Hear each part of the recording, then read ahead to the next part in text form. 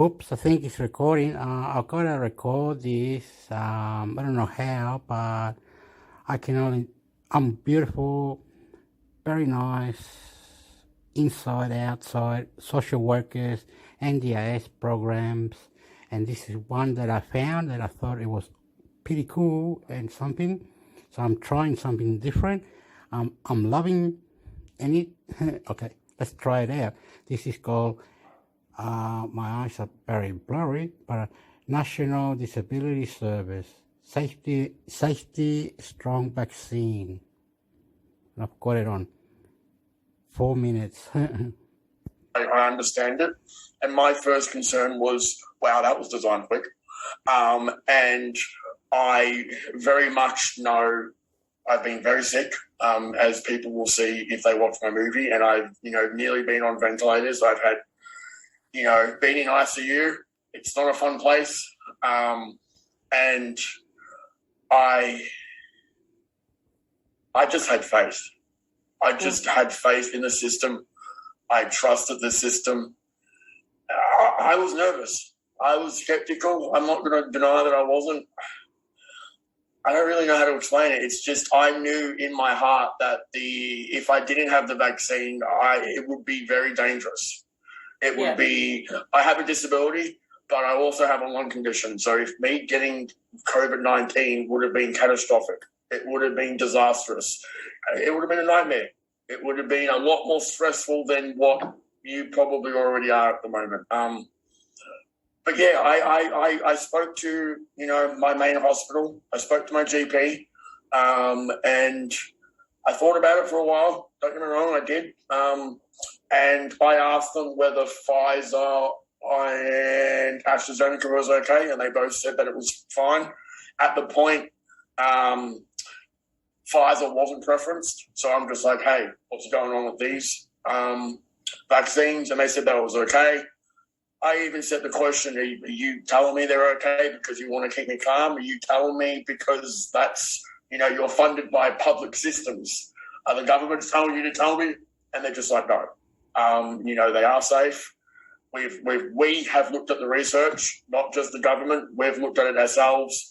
We've had meetings about it, and they're safe. So I'm just like, I may as well. But in a nutshell, I didn't want to take the chance of being in intensive care and having a tube down my throat and, being in excruciating pain for whatever reason.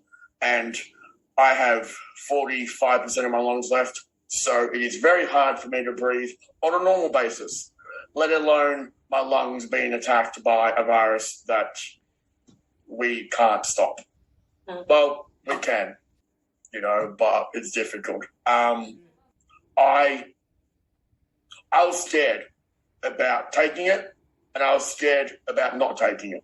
But I was even more scared about not taking it.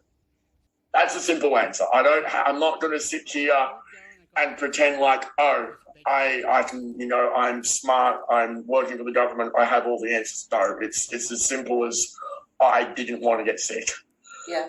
So after, speaking with your GPs and the people that you consult, and you did tell me yesterday that, after having spent so much time in hospital, you had a lot of faith in their care and, you trusted them. So how did you, after making that decision, how did you find the process of getting your vaccination? And I suppose I wonder from that if you have any tips for people who are still waiting to make a booking or, what people might be able to do to make sure their booking goes smoothly, and in particular for people with disabilities. I think when I say having faith, just to reiterate, I was nervous. I didn't trust the vaccine. I didn't trust the system. I had faith. I had hope. That doesn't mean I was certain about it. I just knew that if I didn't get it, there was a risk of something bad happening. But once I made the decision to get it, it was very confusing.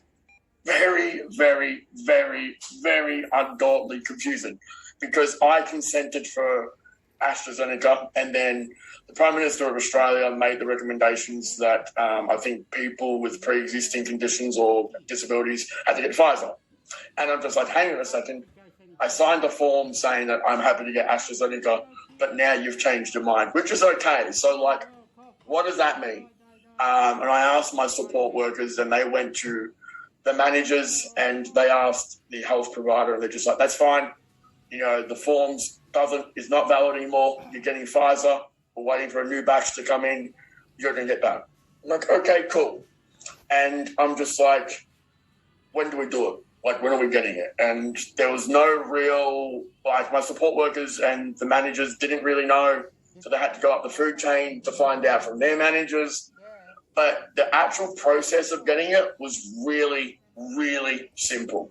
So I had a lung condition, and I was also concerned about that. I'm just like, hey, I've got strangers coming into my house. Like, what are we doing? And they're just like, that's fine. And they did next door because they've got severe autism and they're nonverbal. So they did all that. I happily asked them, have you changed your gown? Have you washed your hands? You know, can we have as little people as in the room as possible? And they were all good.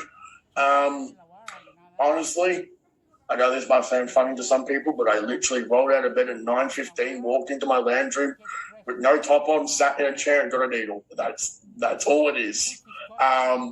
Yes, there was side effects. A little bit, got a headache, a ridiculously short and sharp headache. It was very painful, but it didn't last long. I had a bit of a sore arm. Felt like someone punched me in the arm. But I think I'm going to crush a quick myth. If people sit there and say that there's no side effects at all to any vaccine, come on, guys. There is some sort of side effects of some sort. You know, a vaccine's doing something. You're going to get a sore arm. You might get a headache. You might get a bit thirsty. Heck, you might get a bit tired. So, yes, I did have a few side effects. Not as bad. But it was confusing. I hope, and, you know, tell the vaccine program if you ever speak to us, or tell DHS that tell us what your stories are like, because I hope they're better than what they were a couple of months ago. I would assume they're better. So when did you have your first vaccination? The week after the Royal Commission interview, I did. Oh, yes. And a number of months ago. Yeah, a number of months ago. That was, you know, when there was that 2 or 3 days news day where they were up in arms because only 900 people in disability care had the vaccine. That week, so it's a while just ago. After that, a while ago, like 2-3 months ago. So that's why I'm interested to see, like, if it's got better. I would assume it is. So, okay, I'm gonna say thank you, whoever that person is, because NDIS in the program and disability support here in the Illawarra, also where my mom lives in Canberra, and other friends in Queensland, we're all getting this vaccine. I got my double shots as well, so I got the vaccine.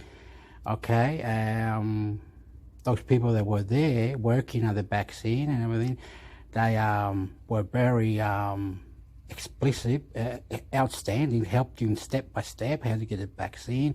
Sit here for 15 minutes after your shot, and you will get your paper in the letterbox and all this. I haven't signed the app or anything. I have to get the app and get all the codes and everything. I have to fix things up. I hope this is recording. The next one I was going to go was this one. I don't know why, but I was going to go like this or something. Okay. Excuse me, please.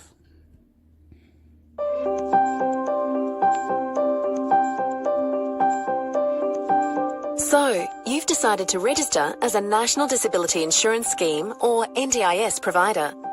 Congratulations! You're on your way to helping deliver better outcomes for people with disability through the NDIS. Once your registration is approved, you'll be able to support NDIS participants achieve their goals and have greater choice and control over their lives. This overview of Section 3 of the Provider Toolkit shows you how to use this section to register, where to find the... I also like to provide a thank you for social workers, mental health workers, other companies in the Illawarra, Sydney, Nowra area, and other people that work in the community from nothing to do what they can and what they got to do for disability, and others that can't cook food or wash their clothes or take them shopping, one-on-one support and all that. Is family matters, and social worker, thank you. Social worker, thank you. Social worker, thank you. Very nice place. Registration checklist and explains roughly how long the whole process will take. The How Do I Register section of the Provider Toolkit includes the registration checklist, the registration process, expected timeframes. The registration checklist outlines how to register. You can print this checklist and tick it off as you complete each step.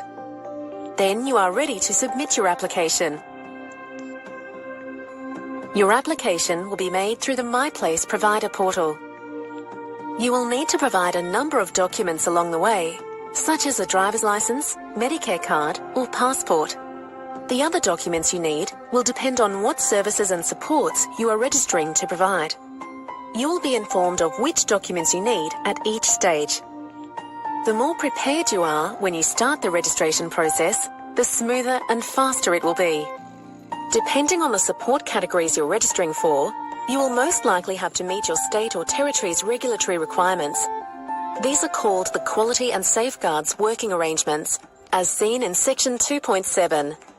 It's important that all providers meet this set of basic standards and professional qualifications before they work with people with disability. It's about putting the right protections in place for NDIS participants and showing that you take your responsibilities as a provider seriously. From 2019, there'll be a single national regulatory process, but until then, existing state and territory arrangements will remain in place. Once you've completed your registration, you'll need to wait until your certificate of provider registration arrives before you can start offering your services or supports to participants. Registration applications usually take a couple of weeks to process. If there are lots of individuals and organisations registering at once, it could take up to 30 business days. To ensure your registration progresses quickly, make sure you follow the registration checklist and have submitted the required documents and information to MyPlace. A notification that your registration is pending state approval means that there are specific requirements to be met in the state or territory where you want to operate. The notice includes a link to a web page for you to contact the relevant state or territory authority to progress to the next step. The registration process has lots of normal checks and balances in place, but after you're registered, a whole new world of opportunities to connect with NDIS participants will open up for you and your organisation. Remember that you can refer to the key resources and help and support sections for more information at any time. Wherever you are in the provider pathway, we hope this toolkit helps you understand the NDIS better and what you have to do to make it a success. Yes. Listen and reply. All it is you provided with this annual report or NDIA or NDIS program where you're going to be suited to, okay? Hopefully you're understanding that you must have a disability or something, and all this stuff is very unique, super special. Social workers, many buildings, heaps of buildings where you can go do all these different activities. They help you day to day, life, how you're going to live. They're going to provide a program for you and help you out in many, many ways. Thank you. Well, see this other one, please. Okay. Come on. Up. Whoop. Okay.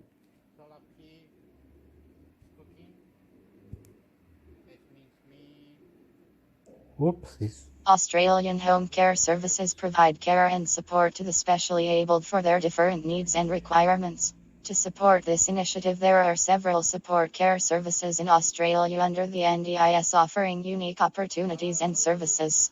One such reliable and efficient service provider is Star Community Care.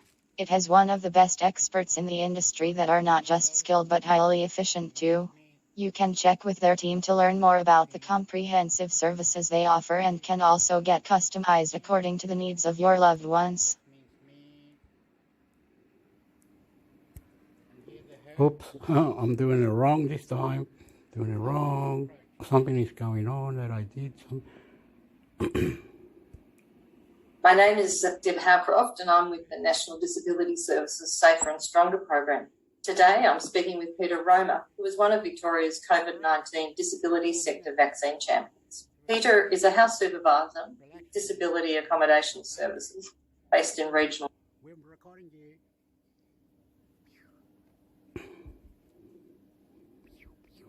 Okay, I'm going to go forward a bit.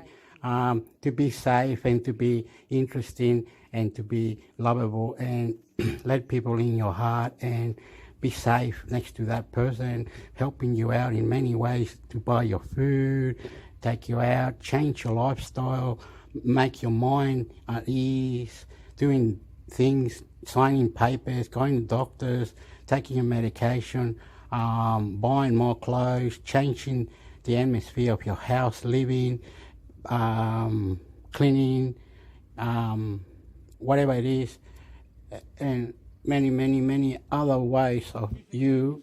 Well, let me see what else is there. I was going to say something about it, I think. Finding, keeping, change job. The social worker will only do as the client needs to change his mind to a new lifestyle of needs. If the social worker replies or does whatever in the career, for family and all this,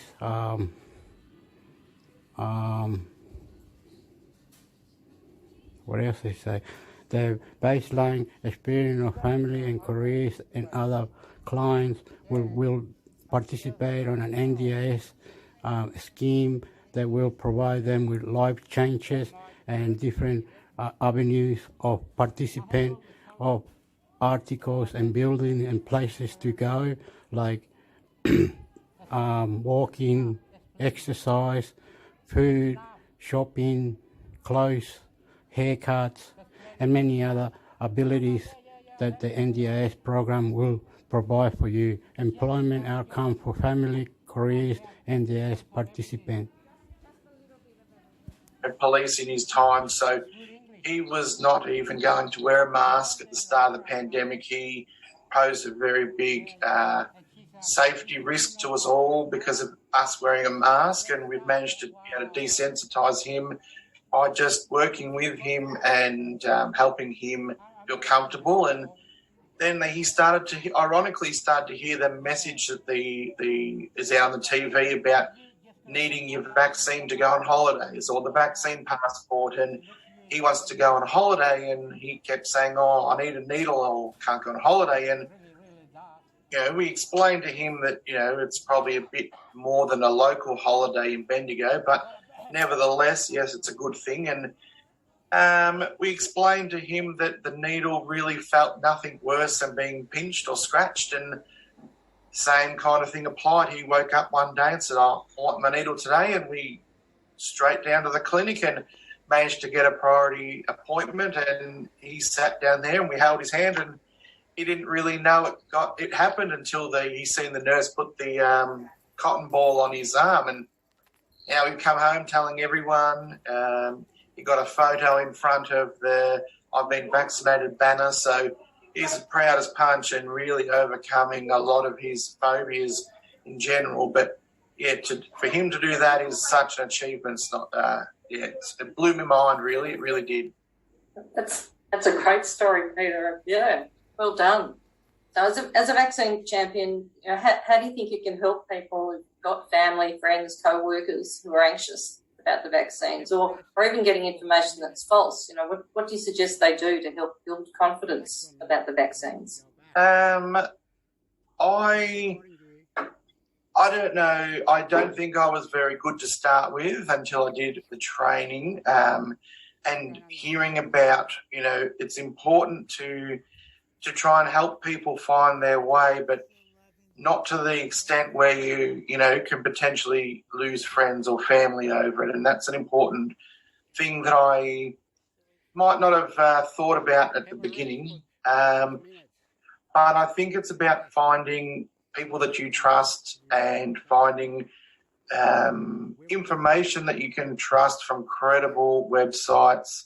I got a lot of mine through the government websites that come through the training. So I try and if I know the people well, is try and ask them, how are they going or what's actually any of their concerns, and mention that I've been to 2 or 3 seminars and lucky enough to have the slides and a recording of one, and I offer to send them one and say, look, this is how I felt more comfortable about it. It might work for you. And make sure they feel comfortable to, if you don't want to read it or watch it, that's perfectly fine. I'm not going to be upset by it. And just try and help them feel comfortable to make up their own. Yes, that's another thing. If the client or the worker or the NDIS is a participant, service guarantee will set time frame for decision making by the National Disability Insurance Agency, NDIA, and set strict service standards with social workers and other cooperation building. What was that? Anyway, I heard something. Anyway, and then the the Commonwealth Ombudsman will report NDIS performance and guarantee advocate workers through oral step by step, increase flexible for participant on NDIA, different co-workers, different plans, different for everybody. How you going to work your NDIA participant will be able to make changes in the plan without the needs of full plan review, flexible in how payment can be made, allowing NDIA to pay provider directly to behalf of participants, so participants don't need to use their own money for devices and claim reimbursement. The provision that organizer enabled transition and NDIS, but which are no longer needed now. The scheme is full operation across whole country will be removed. The requirement to consider its making appointment on NDIA aboard will be extended to specifically include people with disability or live in experience of disability. Working together with the government and all the scheme of NDIS and other providers to make your life changes. Okay, so they kind of do that. They're going to keep working on it to people to see where they're at, how they're at, to review the NDIS, and they're going to there's no lockdown. You must have your double vaccination for coronavirus so you can get in the clubs and pubs and all that. And if you haven't done that, set the app up or call healthcare, whatever it is. Okay, I'm gonna do something here that might be. Let me see here.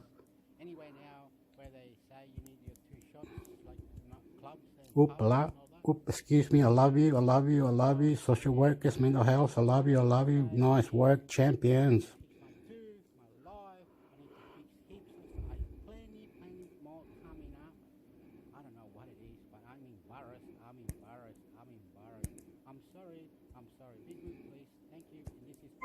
This is an ABC podcast. And I don't think we should expect that we return. His wife are wanting to have kids next year. Okay, I'm gonna leave this one on, and this will be the last of it. It's gone for 24 minutes. I am very, very sorry, a bit long. It's something that I love to, and everybody's different, everybody's unique. I don't know, I don't see no wrong, no. It's up to the client to do what the provider can do for them to change lifestyle, to see They got many things going, like love your neighbor, love your friend, love your people, love this, love that, and everything. The workers in many different buildings, different government, different this, different that, social workers, mental health workers, doctors, medication, and many, many, many things that is for the mind and body and soul and the way of life. And you can marry, you can love, you get healthy, you become someone else. They'll change you, they'll love you. This is NDIS program and all this coronavirus or whatever it is. I love you, I love you, I love you, I love you, I love you. Community of Illawarra, Wollongong, Illawarra, New South Wales. I go to One Door Mental Health, Wollongong, New South Wales. One Door Mental Health, One Door Mental Health. One Door Clubhouse. One Door Clubhouse, isn't it? One Door Clubhouse. Okay, anyway, this is the program. Why is so long between... I doesn't say the words. Okay, I'll let it go. Whatever it is, I hope it mixes up the information, and I love you, and this will be the last of it. I'm sorry. Social workers, food, family, champion, sport, exercise, medication, way of life, many, many other style of you changing your mind and being more creative. Get out there, please. Plan it all day out. Sexy workers, I love you, family. Illawarra, New South Wales, Australia, and my mother lives in Canberra.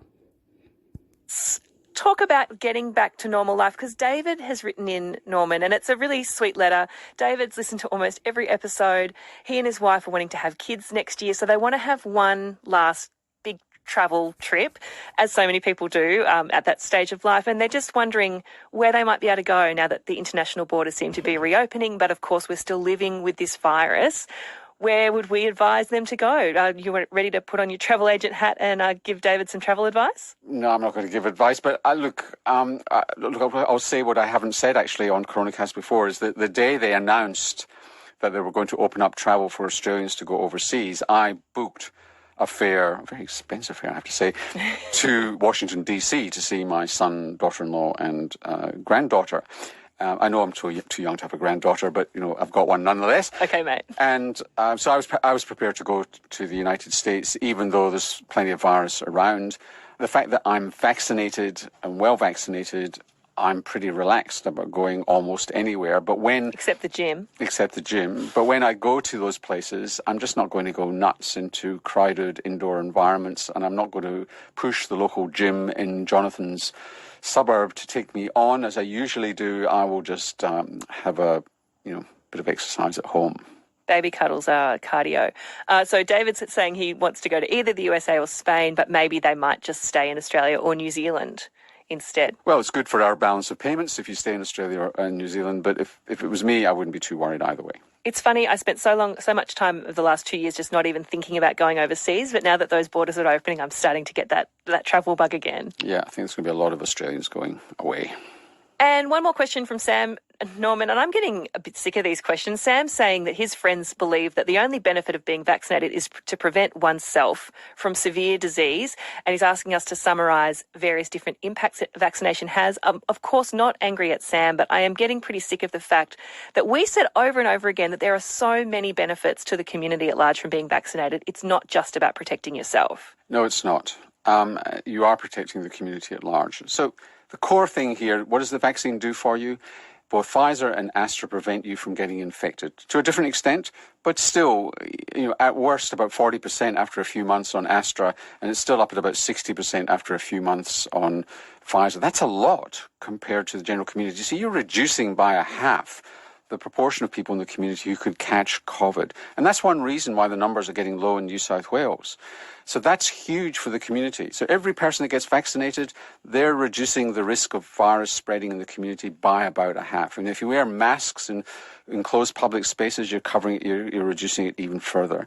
And yes, for yourself, you are protecting yourself against severe disease at a very high level. That does decline a little bit at 6 months, but not a lot for most people. People over 80, it does tend to be quite a lot. So that's huge. Now, protecting yourself against severe disease doesn't just help you. So there is a community benefit for that. Because if you get severe disease, as you can, under 20, you can get serious disease, you can end up in ICU, you can end up on a ventilator. That's a place in ICU that cannot be taken up by somebody who's got an unavoidable problem. So you've got an unavoidable problem. You could have prevented that getting into ICU.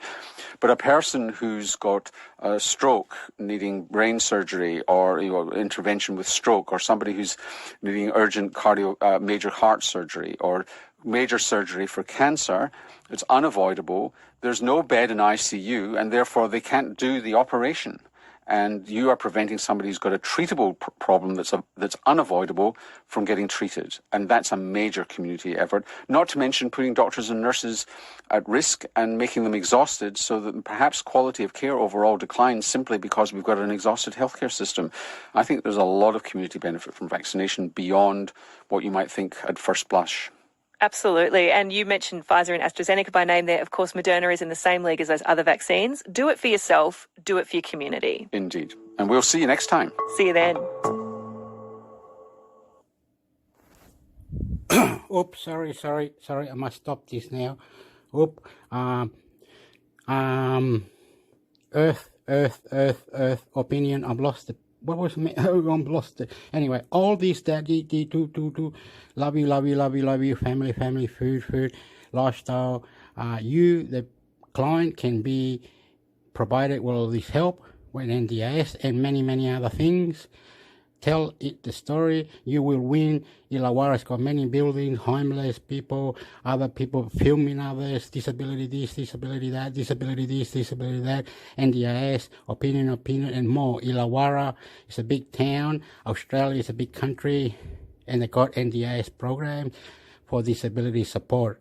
I love you. And remember, homeless, mental health, One Door, Clubhouse, Wollongong is as well. Oops, sorry. Love you, family, superannuation, and love you. You're beautiful. Oops, I think it's recording. I've got to record.